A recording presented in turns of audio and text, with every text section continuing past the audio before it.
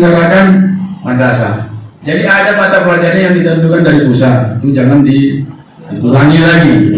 Ditambah lagi dengan muatan lokal dan mata pelajaran tambahan yang diselenggarakan oleh madrasah. Madrasah dapat melakukan penambahan dan atau merelokasi jam pelajaran sesuai dengan kebutuhan dan ketersediaan waktu di madrasah.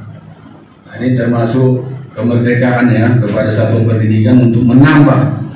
Kemudian madrasah dapat melaksanakan layanan pembelajaran dengan sistem paket atau SKS.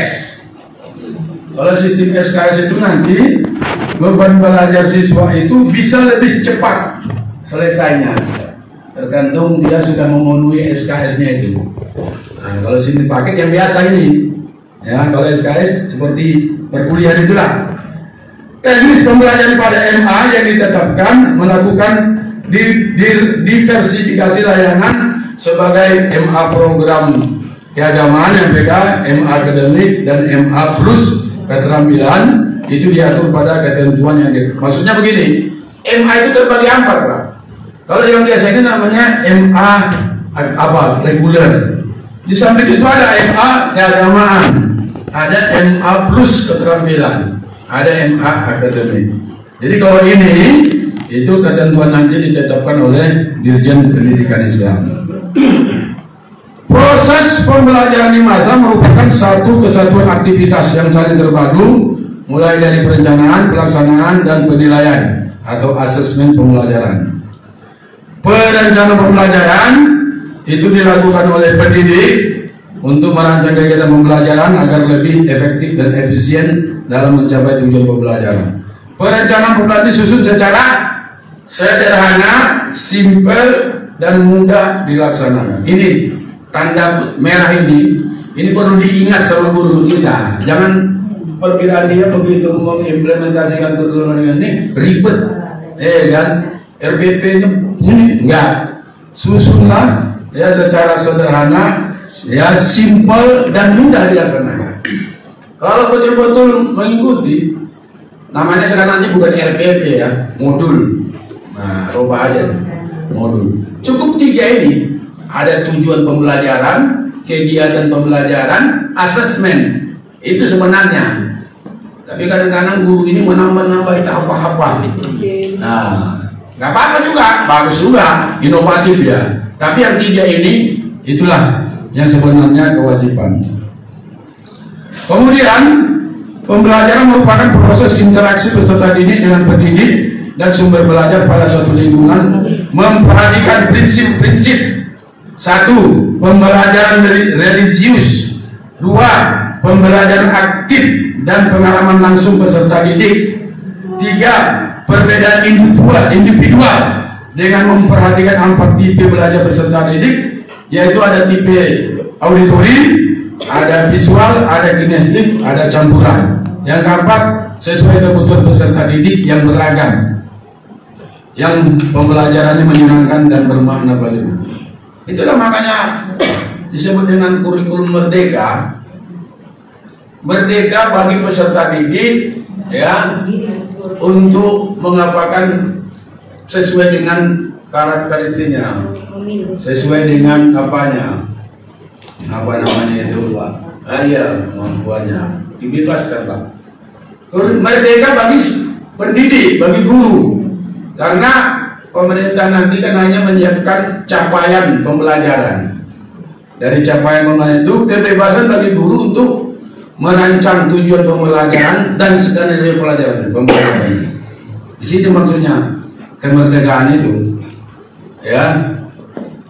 Demikian juga satuan pendidikan merdeka untuk menambah apa tadi? Ada diberikan ruang untuk menambah jam, memasukkan muatan lokal yang merupakan ciri khas dari madrasah itu. Ada. Khusus siswa, nah ini dia. Di sini pembelajaran itu berbasis perbedaan individual, Pak. Ini yang membeda. Kalau selama ini guru dalam pembelajaran terhadap peserta didik kan menyamaratakan. Sementara salah satu contoh bahwa siswa itu belajar ada 3 tipe. ada tipe auditori, dia akan semangat kalau didengarkan, ya, itu auditori. Ada siswa itu bersemangat belajar kalau ditunjukkan, diperlihatkan, itu visual. Iya. Tapi ada juga peserta itu akan semangat belajar, antusias kalau sambil belajar sambil melakukan. Itu namanya kinestetik. Kinestetik. Jadi orang kalau ada guru ceramah dari awal sampai akhir, ini yang kinestetik mengganggu temannya nih. Terakhir guru mencas juga dia anak nakal kan. Padahal dia tipe belajarnya kinestetik. Coba kalau sambil belajar IPA praktikum atau belajar prakarya sambil membuat, wah semangat deh. Tapi yang auditori, ini nggak semangat. Jadi pembelajaran kurikulum merdeka itu ini memperlakukan siswa sesuai dengan namanya tadi. Iya katanya. Makanya disebut yang pembelajaran diferensiasi. Tidak kan Pak? Tadi kognitif, afektif, psikomotorik. Ya, itu semua. Gak ada perubahan sampai sekarang kan.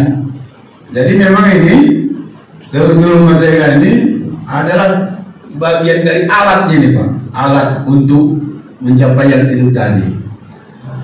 Ya, makanya saya sebenarnya lebih tepat dikatakan bukan ganti kurikulum ini, tapi penyempurnaan kurikulum. Karena apa yang diceritakan tadi itu di 2013 ya, pembelajaran yang fokus kepada peserta didik, ya kan, siswa aktif di 2013. Di sini juga lagi tadi gitu. Kemudian dikatakan pembelajaran berdasarkan karakter. Sebenarnya di 2013 itu di awal waktu menetapkan KKM kan ada namanya intek. Iya Pak. Nah, intek itu kalau kita sungguh-sungguh lakukan akan diperoleh perbedaan daya serap siswa itu. Maka mengajarlah berdasarkan perbedaan daya serap itu. Nah ini sekarang mau ya kembali, betul Pak. Ya. Jadi Pak kira-kira apa perbedaan kurikulum? Nah, iya. Yang jelas tadi ada nampak ada kebebasan peserta didik Pak. Sedulur dulu. Udah. Apa itu? Sedikit ya Pak. Semuanya memang bagusnya Pak. Tapi kadang kitanya yang nggak mau berubah, berinovasi. Gurunya tadi, oknumnya yang nggak mau. Semua memang bagusnya. Jangan kita menyalahkan guru. Contohnya saya sering tunggu dulu. Saya belum siap ngomong. Pak, sabar dulu. Ini tidak kayak apa Saya kan ini? sering memperhatikan guru masih tetap dia ceramah di depan masih memakai dicontohkannya guru. Ini nggak saya sebut orangnya lah. Saya tidak studi bahasa Inggris misalnya. Iya. Ini kalau saya sendiri, saya lewat, saya dengar. Listen the text carefully. Itu nanti ada teks nanti kan? Ya dibacakannya, disuruh juga anak-anak ngikutkan. Padahal read the text. Padahal read the text ini kan, bacalah teks ini dengan hati-hati. Dibaca anak murid itu juga sama-sama kita baca ya. Read the text carefully. Gurunya yang juga salah masih mengajar kayak baca, masih juga membaca teks juga masih jangan seperti dulu juga. Artinya kayak lagu yang melina lagu ya. Kita apa aja dulu Pak ya? Lanjut dulu nih. Saya kan hanya sekedar menyampaikan. Jadi kebijaksanaan implementasi kurikulum di madrasah ini, Bapak Ibu, madrasah dapat memilih, ya. Yang pertama, madrasah tetap menerapkan kurikulum 2013 dengan standar isi, KI dan KD yang ditetapkan oleh pemerintah dengan memberi kewenangan madrasah melakukan kreasi dan inovasi dalam mengembangkan kurikulum operasional di masing-masing madrasah. 2. Madrasah menerapkan kurikulum merdeka dengan standar isi dan capaian pembelajaran yang ditetapkan oleh pemerintah dengan memberi kewenangan kepada madrasah melakukan kreasi dan inovasi dalam mengembangkan kurikulum operasional. Jadi begini, madrasah yang terpilih untuk tahun 2022 ini ya, menurut KMA ini disuruh milih, boleh tetap walaupun dia sudah ditunjuk implementasi kurikulum merdeka, tapi diberi kebebasan pilih menerapkan kurikulum 2013 saja, tapi dengan catatan berilah kewenangan merasa melakukan kreasi dan inovasi dalam mengembangkan kurikulum. Itu satu. Kemudian terapkan kurikulum merdeka dengan menggunakan standar isi dan capaian pembelajaran. Itu bedanya. Nah, jadi silakan memilih implementasinya kurikulum di madrasah ya. Saya nggak tahu di sini berapa Pak Oso yang pilot project untuk kurikulum merdeka ini. Itu ada, Ada, M3 ada, MDS ada, Alian ada, belum. Berarti ini ya sebagai apa kita nih? Apa namanya Pak? Iya. Jadi nanti ini karena tahun depan pasti ada, sudah bisa di bahan apa kita, sosialisasi kita ke madrasah binaan kita. Jadi nanti disuruh milihnya, ya. Kemudian pembelajaran dan evaluasi pada kurikulum merdeka ini katanya pembelajaran paradigma baru. Ya, mungkin ini yang salah satu baru kita lihat Pak ya. Pembelajaran baru pada kurikulum merdeka bukan berarti menghadirkan konsep dan prinsip pembelajaran yang sepenuhnya baru, namun lebih pada upaya untuk memastikan terciptanya praktek pembelajaran yang berpusat pada peserta didik. Ke-13 pun begitu juga ya kan? Dari yang sebelumnya. Iya, CDSA dulu pun begitu ya kan? Iya, ya.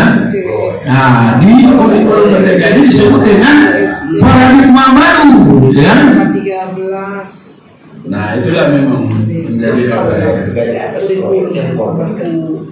dengan paradigma baru ini pembelajaran satu siklus yang bergerak berawal dari pemetaan kompetensi, perencanaan dan pelaksanaan pembelajaran serta pelaksanaan asesmen yang hasilnya dimanfaatkan untuk mengetahui, memperbaiki pembelajaran agar dapat membantu peserta didik mencapai kompetensi. Jadi intinya pembelajaran itu berfokus. Kabarnya gini nanti Pak katanya. Misalnya ada contoh pembelajaran kita beri ini misalnya pelajaran tentang apa ya, geografi alam, ya. Jadi ada tugas karena tadi pembelajaran berfokus kepada peserta didik sesuai dengan karakternya, minatnya. Nanti tugas itu terserah siswa itu yang dikumpulkannya. Yang suka fotografi dia memoto, tugasnya nanti dikumpulkan foto alam tadi. Yang suka melukis, tugasnya tadi dikumpulkan dalam bentuk lukisan. Yang suka puisi, tugasnya tadi dalam bentuk puisi. Suka mancing. Nah, suka mancing. Apa gitu? Itulah kabarnya Pak. Iya, itulah dia. Memang pada kurikulum PAUD itu sudah disosialisasikan katanya, saya pun mendengarkan katanya. Kalau anak itu mau belajar halaman dia harus lihat kawan ibunya belajar. Kalau anak TK itu mau belajar di tempat, jadi harus bagaimana sikap pemerintah atau perundang-undangan menyiapkan tenaga pendidik di TK dengan versi jumlah siswa yang diberi kemerdekaan dalam belajar. Kalau tidak disikapi itu ya sama saja kebebasan yang tidak teratur, menciptakan karakter yang tidak punya landasan positif. Karena dia suka main di paret, ikuti di situ, suka main di bunga-bunga, ikuti. Itu di kurikulum PAUD. Jadi sehingga apa yang tadi saya pribadi karena saya mau melibatkan orang, saya kurang sok melihatnya Pak. Begitu ya. Iya, membingungkan. Ya. Baik. Kemudian yang membedakan kurikulum merdeka dengan 2012 ada istilahnya capaian pembelajaran. Itu yang membedakan. Tapi sebenarnya di K13 ini disebut dengan KD. Kita sini namanya capaian. Capaian pembelajaran itu merupakan kompetensi pembelajaran yang harus dicapai oleh peserta didik pada setiap fase. Dimulai dari fase fondasi pada PAUD untuk pendidikan dasar dan menengah capaian pengalaman itu disusun untuk setiap mata pelajaran. Artinya begini Bapak Ibu, untuk ya setiap mata pelajaran ini itu nanti ditetapkan oleh pemerintah ada capaian pembelajaran itu. Jadi ini berkesinambungan capaian pelajaran itu, dimulai dari tingkat PAUD dan RA, namanya fase fondasi, ya ada CP-nya. Masuk di SDMI paket A, khusus kelas 1-2, dia berada fase A. Begitu masuk ke SD kelas 3-4, dia nanti materinya fase B. Ya, kemudian masuk kelas 5-6, fase C. Masuk di SMP Sanawiyah kelas 7 sampai 9 fase D. Begitu lanjut ke SMA, MA paket C kelas 10 fase E. Kemudian kelas 11, 12 itu fase F. Konon katanya ini berkesinambungan ini. Jadi selesai anak itu nanti di fase F. Nah, disinilah ada dua dicapai pembelajaran ini, satu kompetensi, satu konten atau materi ajar itu. Ya, ini mungkin salah satu Pak, tapi istilah aja ini. Tapi ini wajib program pemerintah wajib 9 tahun. Iya. Nah, itu dalam kurikulum dan isi materi serta tujuan daripada buku itu memang sudah berkesinambungan. Iya. Dia wajib belajar 9 tahun minimal putra putri Indonesia. Ya. Ada elemen, setiap materi itu memiliki ada dua elemen utama. Contoh IPA, elemen yang pertama itu adalah pemahaman IPA. Elemen yang kedua keterampilan proses. Nanti matematika elemen juga, tapi bukan ini lagi. Bahasa Indonesia